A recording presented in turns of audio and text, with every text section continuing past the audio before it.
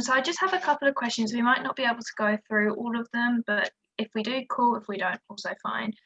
Cassie, I think you touched on it a little bit, but I was going to say, what got you all into volunteering or fundraising? What was the thing that kind of engaged you at first? I don't mind going first if that makes it easier for some people, but I was just going to say, for me, it was the way. So my thing was a trek. It was that was kind of the pull in. That was the attraction. So for me, it was kind of pushing myself to do this massive trek and go to another country and explore it. And then it was just kind of on the side to do the fundraising. So it's just like, oh, okay, I could probably do that fundraising. That'll be probably quite easy. I could get that done, and then I can have this amazing time on a trek. That's kind of how I got into it originally, not really thinking about the fundraising, but then it kind of just got more into, when I started doing the fundraising, I realized how much I actually enjoyed it and how much it really kind of, like Cassie said, like it gives you such a big mental health boost. So that kind of got me to get engaged with more volunteering sides of things, such as like I used to volunteer. Well, unfortunately I was meant to be doing it recently, but due to COVID couldn't do it, was like the Marshall with Cancer research, like the helping with the Race for Life events. They were always really fun, and just like it's a nice day event. It's not anything too strenuous or anything. But yeah, stuff like that I think got me into fundraising, that initial attraction into doing something amazing and big. But now it's kind of like the little things that make you a little bit happy. So if anyone wants to come in. I can go. I didn't actually start with any proper volunteer group. It started because my mom would take me to these individual volunteers things that would happen in our local community, like cleaning up garbage, like cleaning up the parks around, or going to volunteer for one day at the Oxfam charity shop that we have here in Bedford and everything. And it wasn't actually until I went to uni and I found out that people are actually creating their own businesses at uni and doing these things. I was like, this sounds amazing. And it was a bit self-serving at first, like Izzy said, I was thinking about what to put on my CV, and I thought, I've liked it before, I've done it, and there's these amazing opportunities. And I saw the opportunity to go to Uganda, and I was just like, I like children and I like volunteering, I'll do this. It was daunting at first, being told you have to fundraise that much, but honestly, that's all that got me into volunteering. And then I just became hooked onto it, because you do feel such an immense sense of reward, and it's satisfying to help people and to see the impact you're having, and that started it. Anyone else want to take No. I think when I was younger, I always was in like the Brownies or the Girl Guides, and we had to go to like Tesco's and help pack bags, and had to do like a Christmas. It was always held in the church. We had like a Christmas kind of like sale thing that we'd always like help out at.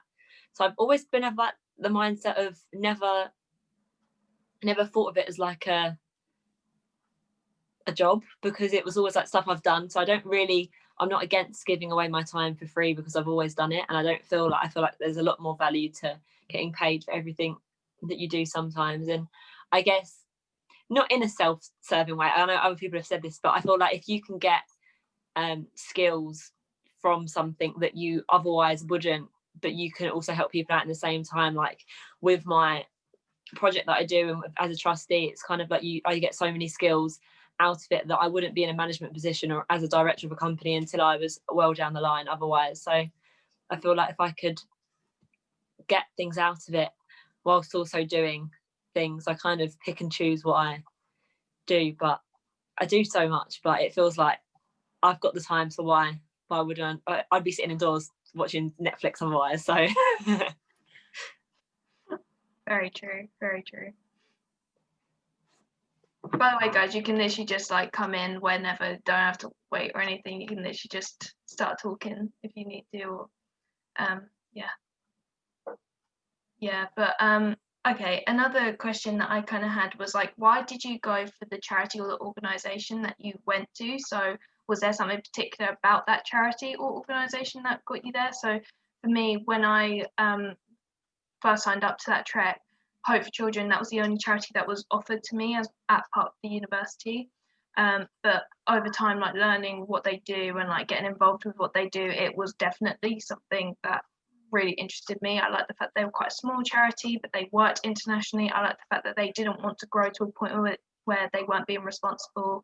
They really do want to help those children and kind of give them the best possible life and standard of living that they can. So stuff like that really enticed me, and it has got me to the point where I really want to work with local charities that give back to the international realm, which is why I also actually worked with the charity that Vanda raised money for. So those charities, I think, are really just, they're the charities we should be focusing on, in my opinion. But yeah, if anyone has any suggestions as to why they would have like picked that place, or like Harvinda said, the church that you picked or whatever, yeah, just any thoughts on that? Well, actually, like, I went for an actor just because it was very heavily advertised at the university. And the appeal to it was that a lot of charities, you're not sure exactly how much effect you're having. And you're not exactly sure how the funding works. And, you're a bit on the lower rung of things. And you're supporting, you're giving your time, but you don't see the direct domino effect. But in an actors, these are student created businesses. To apply for an actors, you have to have your business plan. It has to be non-profit. You have to show how it was sustainable. So how your profits let you run the next year and the next year, and you have to show the growth. And it's competitive as well. Like, these are charities compete and see, look how much we can help. And you go to these competitions and you learn about what that university started up and what country they're helping. And so at the university, we started just with a local project, which is called Motivate, helping disadvantaged children, some with like learning impairments or mental health issues. And we wanted to give them life skills. But then it got to the point that because we were making enough profit, we started another like business venture, non-profit obviously, but for providing water. And I think it was a town in India. And it's just like, it's a self-feeding cycle, the charity leading to more charity, and it's just growing. And you can see that there's no profit, there's nothing being lost in this big corporation. It's exactly where you're going, and you're part of that fundraising, the planning, the business plans, everything. No, that's a really nice way of putting it. No, I like the fact that that's something that really helped you kind of like choose that place, because you know that it actually does contribute a lot, and it's not just kind of using that money and you don't know where it's gone. Like, you know exactly where that money has been invested into. Anyone else want to chip in and say why they worked for the places that they did, or volunteer for the places that they did? I can go. We're going around the same circle. I guess the Red Cross I chose initially because I started off in first aid, and it was something I was quite, like, my degree is medical based, and it was kind of like a medical based kind of way to learn more about first aid and how that kind of works, as well as it's just a quite trouble-free charity. Like, some big charities, you hear bad press about them and you wonder like where the money goes, but I know that when I've worked there for 6 years, it's like, you know exactly what happens. You get to know all of the, like, I've got a meeting next week with the CEO of the UK branch of the Red Cross, and then you just get to meet so many people and the opportunities that I'd spoke to other people that had done the same. You kind of realise it's just a nice organisation to be in, and they do work everywhere. And the British Red Cross itself obviously works just in the UK, but they've got international branches which you learn about, which is nice. And I think the citizens' advice was, it was local. That I like being able to know that my specific town's being helped, and you get to know a bit more about like the demographics of the town and what's going on and how you can help out certain groups. And I guess it's just being a bit more aware. Like, it's nice to learn through doing stuff as well, rather than just like Googling facts. It's nice to find out a bit more about what's actually going on in other people's lives, and I feel quite privileged that I don't have to access them kind of things myself. It's nice that you can contribute to other people accessing them as well. No, that's a very good point. Yeah, that's lovely. So I feel like you've all kind of like mentioned this, so if you don't want to really answer for this, then fair enough.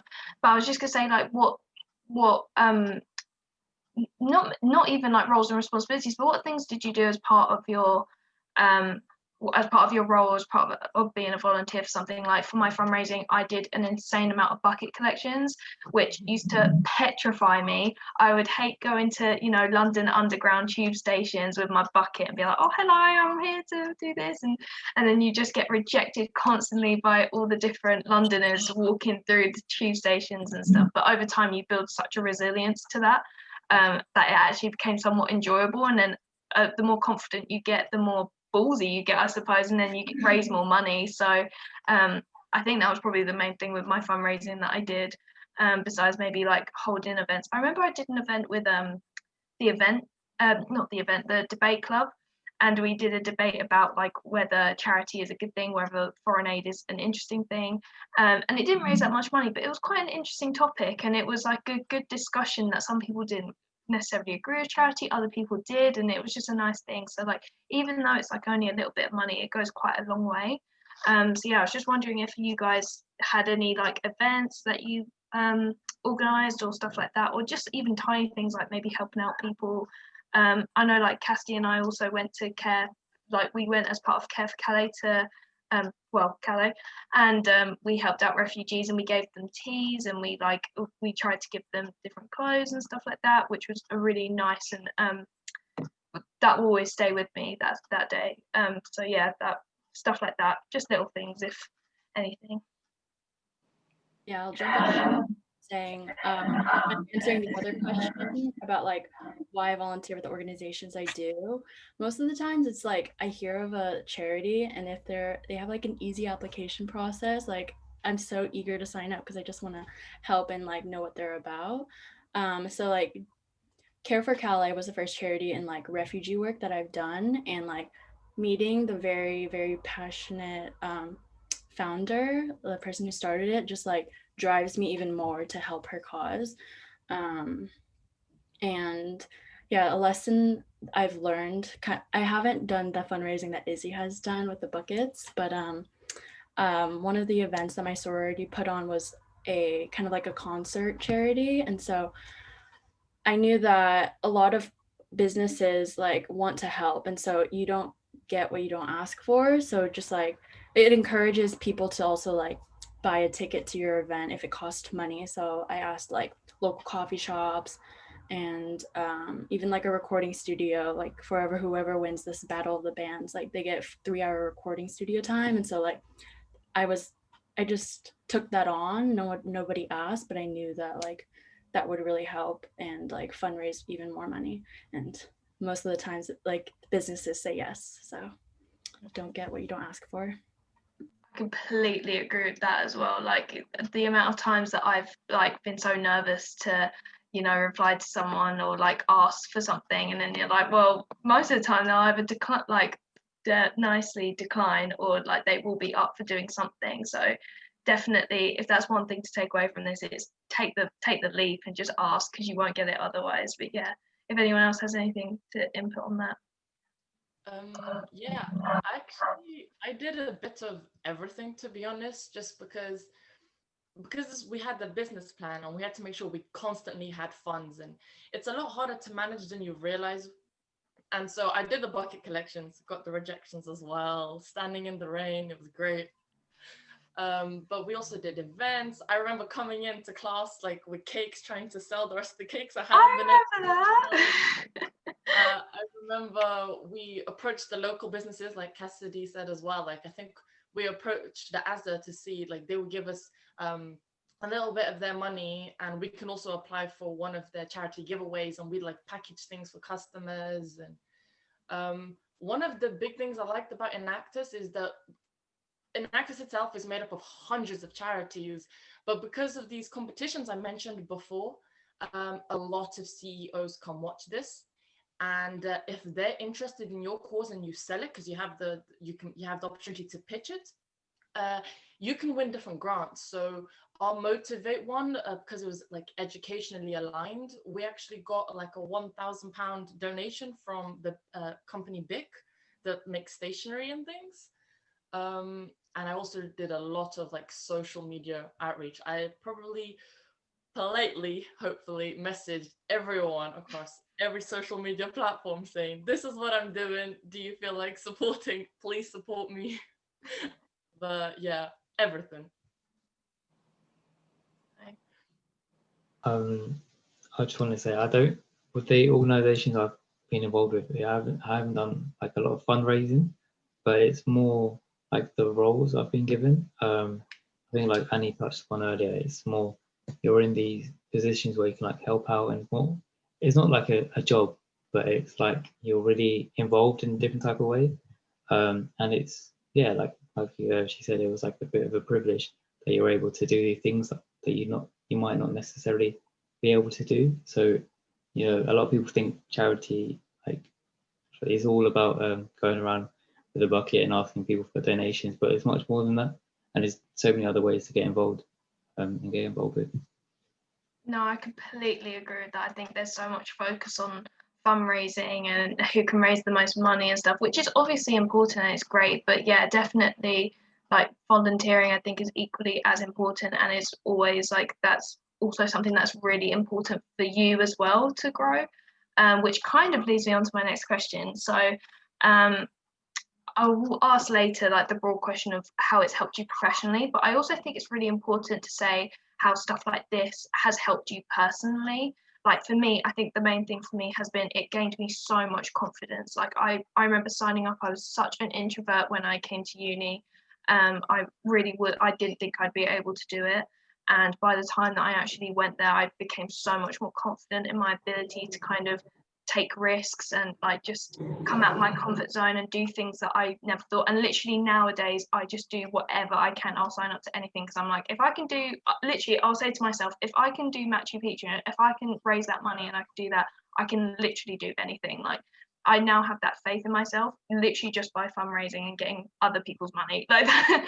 But so stuff like that I think is stuff like that. And then when Cassie and I went to Calais to do the refugee thing, like that also was something deep. I'd never really put myself in those positions where, you know, it's still something that, you know, you hear stuff on the news and it's got a negative connotation and it kind of makes you a little bit scared in those situations. But it was such a lovely experience, and stuff like that has put me into new situations. Like now I'm a resident assistant at the university, and that's all like that sometimes kind of worries me, thinking, oh, what situation am I going to be in?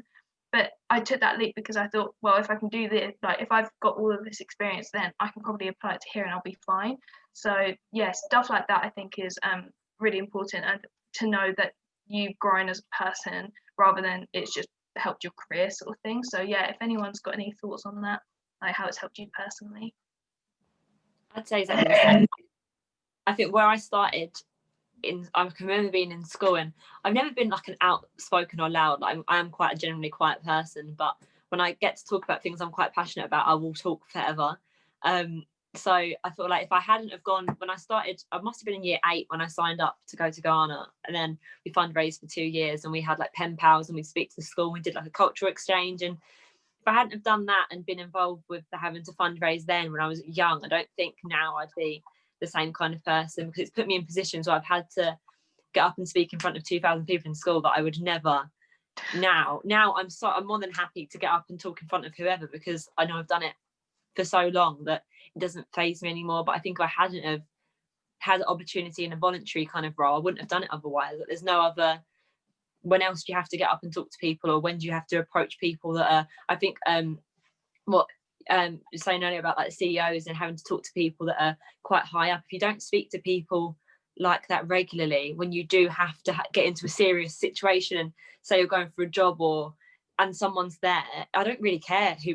If before I think I would have been like, oh my god, they're like really senior, but now you kind of dissociate from it. You think they're just another person. I think the more you get to be involved with, like for me, charities and boards and speaking to like more senior people, you get more used to they're just another person you can talk to, and you get the more confidence and the more ease of dealing with situations. And the same, like you feel so much more confident about approaching any situation, not just like uni stuff or even personal stuff. You just feel so much more confident to approach anything. I have like an absolute no ability to say no to things anymore. Like if I see an opportunity, I'm like, yes, sign me up. And then it is kind of bad because I sign up for everything. Like I don't really want to get into it, but Yeah, it keeps me busy, but yeah, I think if I didn't do what I did in charity, I think one, I'd be bored, and two, I don't think I'd even be able to go. And if I applied for a job,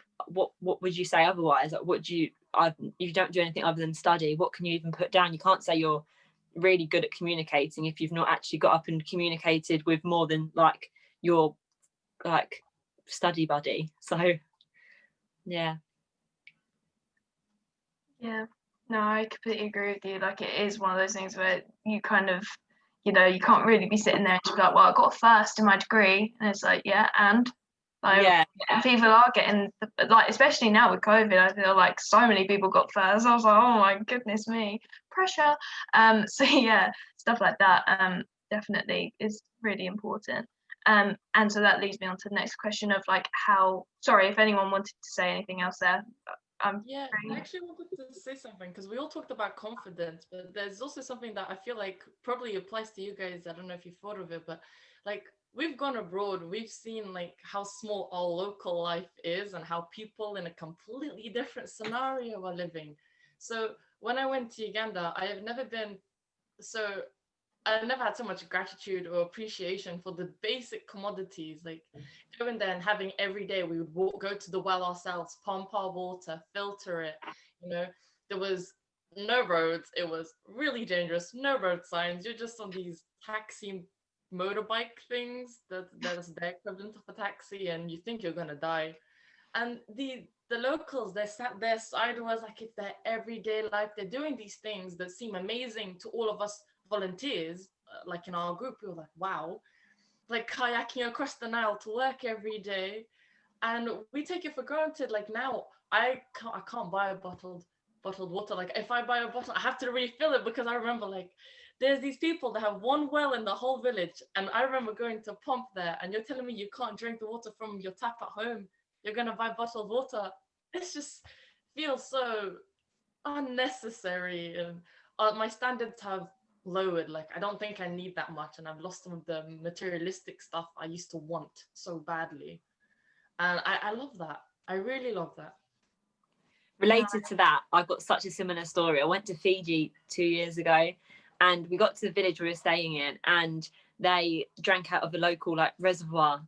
They boiled the water, but they didn't filter it, and the house had all been given like a filtration system just for us to use. And we was kind of like, oh, like, I think we'd be fine. And I was the only person out of 50 of us didn't get sick.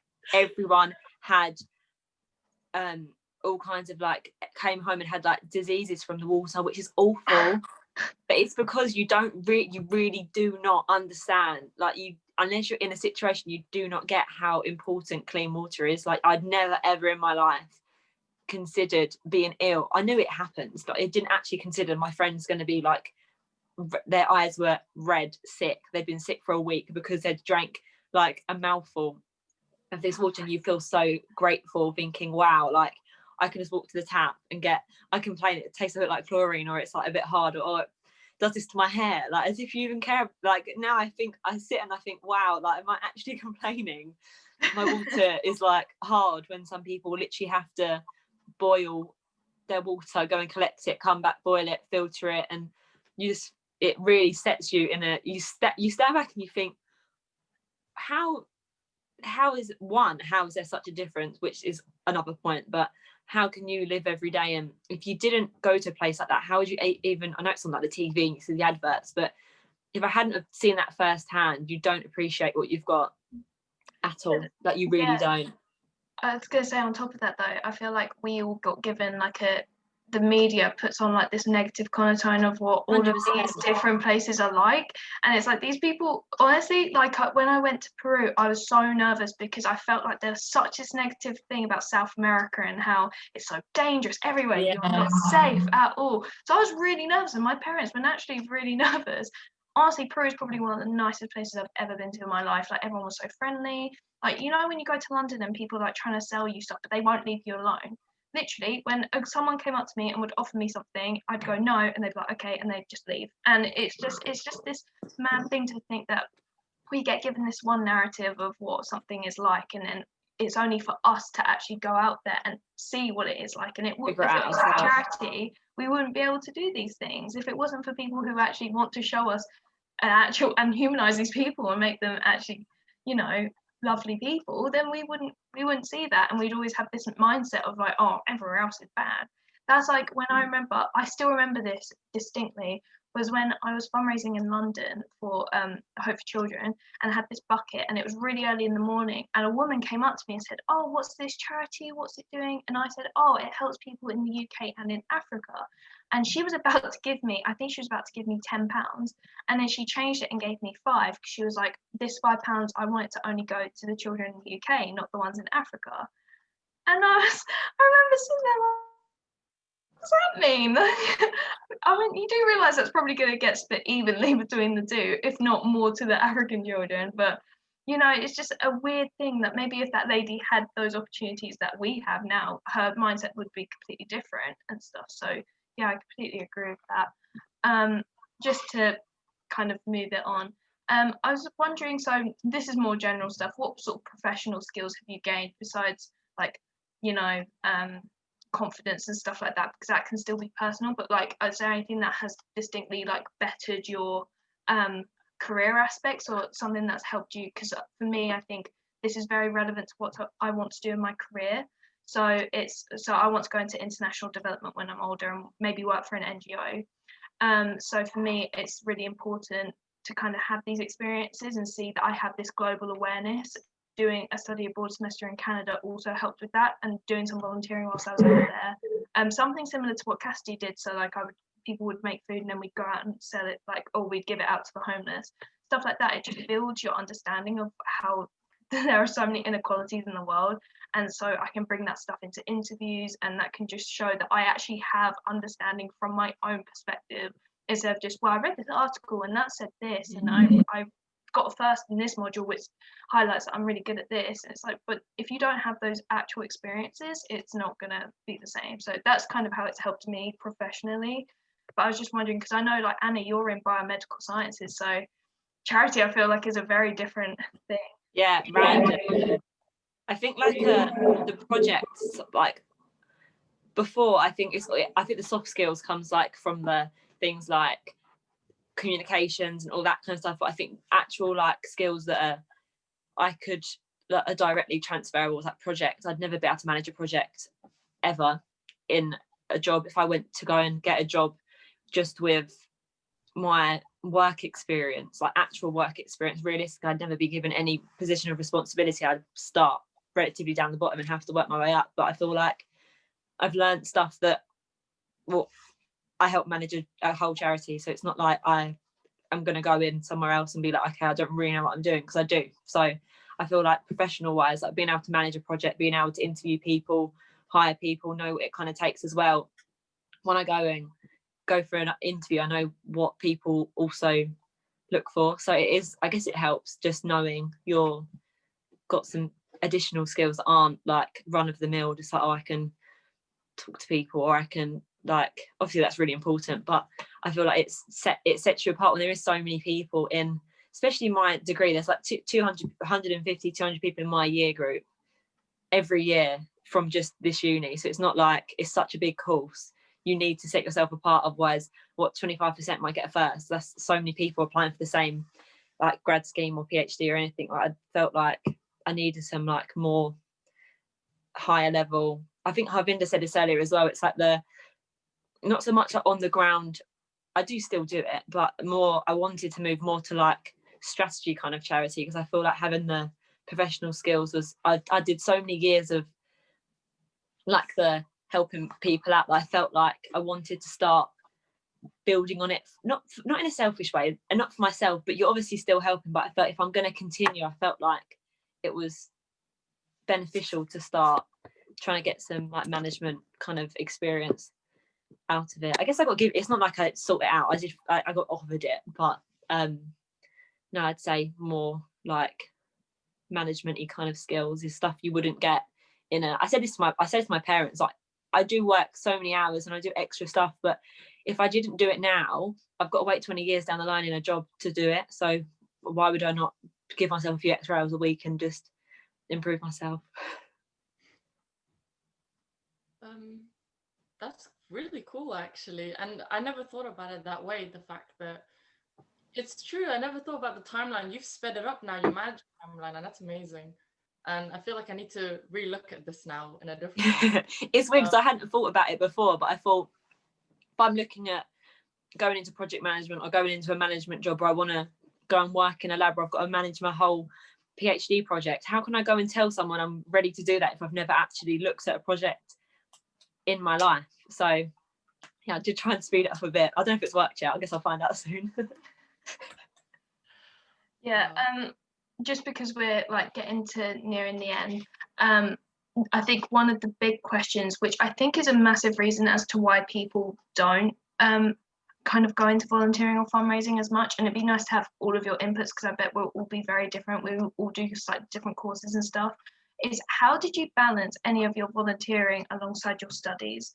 Because I feel like a lot of people go, oh, well, my course is really demanding and stuff, and you know, I don't doubt that, but you know, volunteering doesn't necessarily always have to take up as much of your time. Or like for me, my fundraising, I would always you could always pick the times that suited your lifestyle. So, you know, you can still put your degree first, but still have time every week to go out and do some fundraising, bucket collecting, or, you know, kind of alter your time. So you're like, oh, I can't work this week. And I think the flexibility of volunteering and fundraising is important, but I was just wondering from your perspectives how you manage to do that on top of everything else that you have, not even just studies, but maybe if you're part of a sports team or going home or whatever, just because I think if people can find out that it's actually more accessible to them than they think, they're more likely to go and do it. So yeah.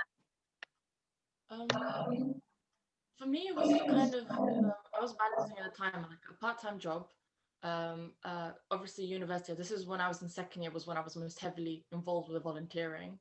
I became a bit more distant and not as active in third year, and obviously the volunteering, and I was doing two of them at the same time. But what I did is, realistically, people say they don't have time, but if you actually consider how much time they spend just doing nothing or procrastinating, I think it's that can-do attitude, that time management that is essential. And I literally allocated specific days. I remember Tuesday was for one charity and Thursday was for the other. And I talked to the people the group I was working with, and we all agreed that because we all had assignments, during those times, you make your presentations, you do your budgeting, and you have to make sure that the time you are volunteering is efficiently spent, and you're actually calculating exactly what you need to do, and you don't spend forever talking about the same things. And then when I'm working, and when I'm in class, but sometimes you can bring them in together. So I got a few people from geography to come in to enact us and join Motivate, and I would use them to help me with my fundraising as well. And the events, like, you just use your work and your class as a way to advertise, and then you're doing like a 2-in-1 thing. And for me, I forgot your name. The biomedical student, I'm sorry, I forgot your name. But I feel like because it's also kind of related to what you're doing, it helps.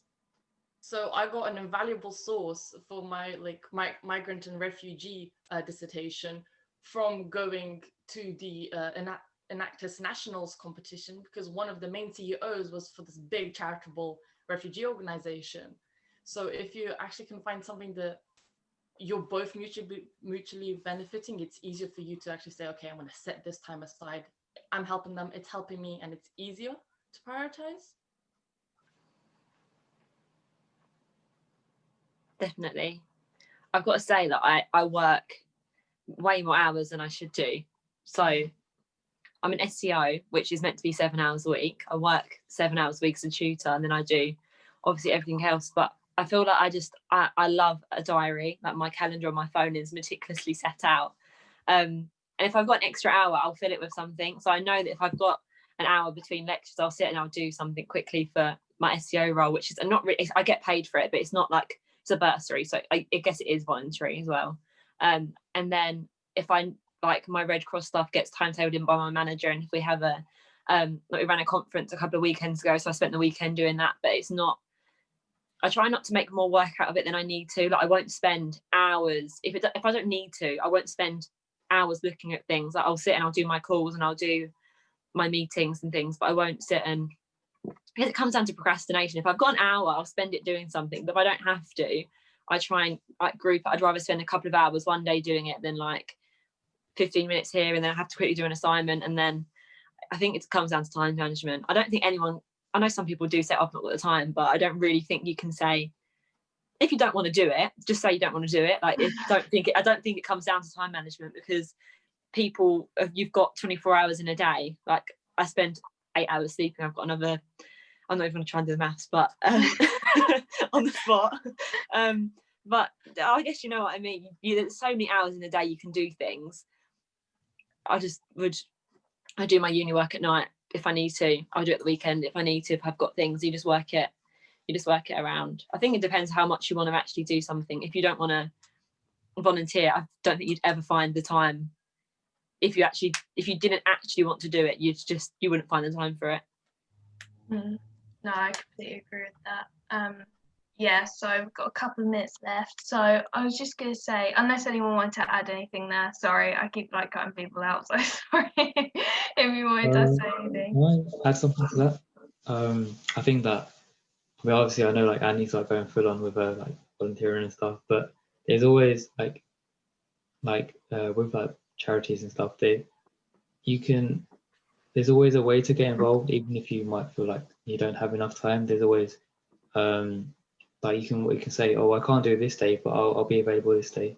There's always a way you can fit around your schedule, and not to say, oh, I don't have the time for it, but there's always a way to get involved. Like when I did my volunteering for the church, like they had like numerous days where they had things on, but I was like, oh, okay, I can only do like Fridays where I did my like youth leadership stuff, and then Sunday where I did my hospitality stuff. So there's always ways to get involved, I think, even if you might feel like you have too busy of a schedule.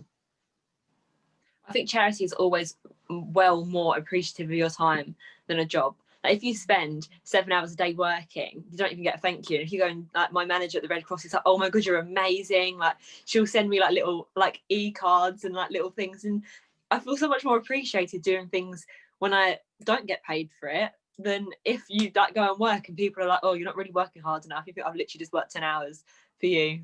And like I feel like sometimes I'd rather work at a charity job for free and know I'm getting something fulfilling out of it than like slugging myself away doing something boring and then you don't even get appreciated for it.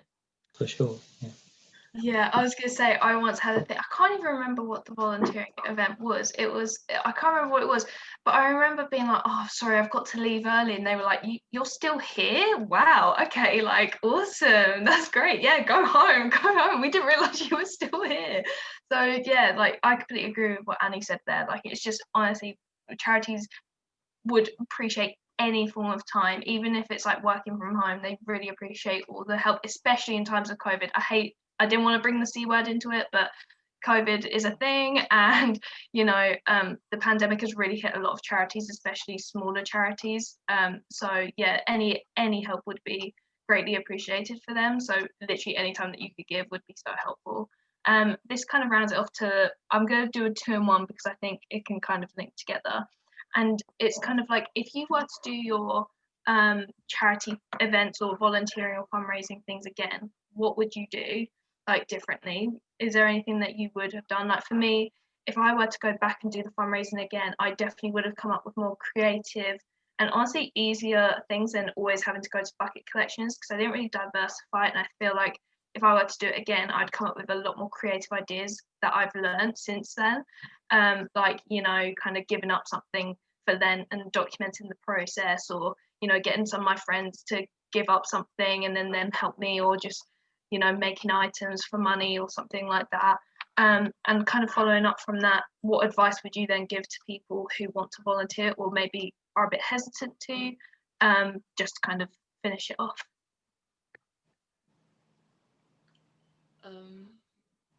I'm going to start with the advice part because I feel like that's the easiest one to start with.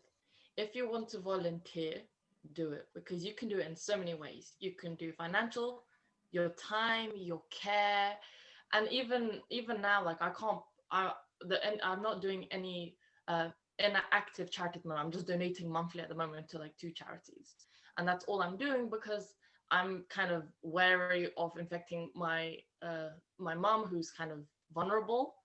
And so I don't put myself in contact. But no matter what you're doing, whether it's just a little bit of time, a donation, support, sharing it on social media, there is something that you can do that will cost you nothing. And if you want to give more, but just do it. Like, don't hold back, because there's a charity for everyone. There's so many problems in the world. I'm sure there's something that reaches out to you, you know? I guess linked to that, I'd say people want to get involved. Like the projects I do at the Red Cross, we've just done like a media kind of campaign and said you don't actually need to give your time or your money or anything to an actual charity, but actually just take the same values and help out. Like, we've been ringing people and saying, here's how you can use your phone, because they've not got family members to teach them. But we basically said, if you know how to say use a mobile phone and your nan doesn't and she's isolated, or you've got an aunt or an uncle or even like a family friend, to use your time if you can, just to help out in general. I think every charity is about helping people, and if you can just help people in your day-to-day life, if you've not got time to dedicate like an hour here and an hour there, like just helping out in general is like a valuable thing to do. And I say that links into what the first question. I did put off a few, I guess I was at the Red Cross for a few years and I wasn't as heavily involved as I am now, and I kind of regret that, because you can get so much out of it personally and like skills wise, I think, as well. I wish I would have gone back a couple of years and got more heavily involved, but I guess it happens at timelines. It happens because it happened now because it happened now. But I think if people are putting it off, I'd just throw yourself in if you can. Yeah, I completely agree. And like, get creative, and like, you can cater it to what you like. It's not, oh yeah, just pick a, like, we're going to give you a charity and then you've got to just deal with it. You can, like, there are so many charities, you can choose whatever you're passionate about. And you know, like, you can make those opportunities for yourself. And I genuinely feel like since I've been doing these volunteering things or fundraising things, I feel like I've been given, or I've seen more opportunities for myself to grow. And you can only do that once you start. So you can't expect all of that stuff to be given to you. You can only do it once you actually start putting yourself out there and taking these opportunities, because it honestly, when people are like, yeah, at first it's hard and then it will keep coming and you'll be able to do that, you don't believe it, but it genuinely does happen in every situation I've been in. It just gets easier and easier as you get more into it. And I'm going to plug this because Lizzie will probably want me to. So we're actually doing a rag challenge, and we're raising money for 3 of the SU's chosen charities, which are React, Ronald McDonald House Charities, and Women for Women International.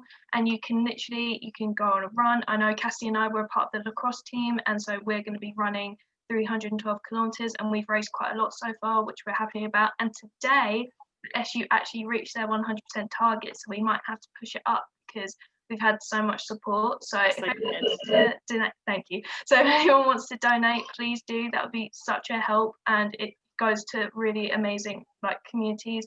Like Ronald McDonald are doing a bedside Christmas appeal, so that's going to help families be by their children who are in hospital during Christmas time. Especially with COVID, that's a really difficult thing to be able to do. So hopefully this money can go towards helping that. And Women for Women are also today doing a 16 days of activism, which we will be posting later today. I just need to like figure it out. But yeah, if anyone else wants to add in some final thoughts, just general things, please be my guest. I guess I'll add, I feel like I talk so much, it's bad. I'm really willing to talk to people. Like, I feel like I speak to people quite a lot and they're like, oh, I don't really know how to get into fundraising. I spoke to someone recently and I feel like sometimes just talking to someone else that's already doing it, I guess other people are, I guess, in the same position, that I wouldn't mind sharing my experiences more with people and helping them like get into it, because I know sometimes it is difficult and there's like, you don't really know where to start. But if people I guess if you share this, people are more than I'm more than happy to people to reach out and I can offer some advice.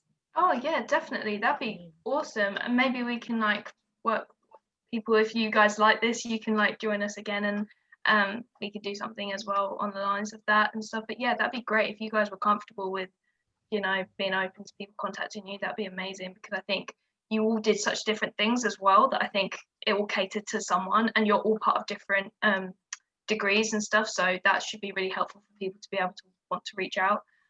So yeah, what I'll do is I'll stop the recording now. So yeah.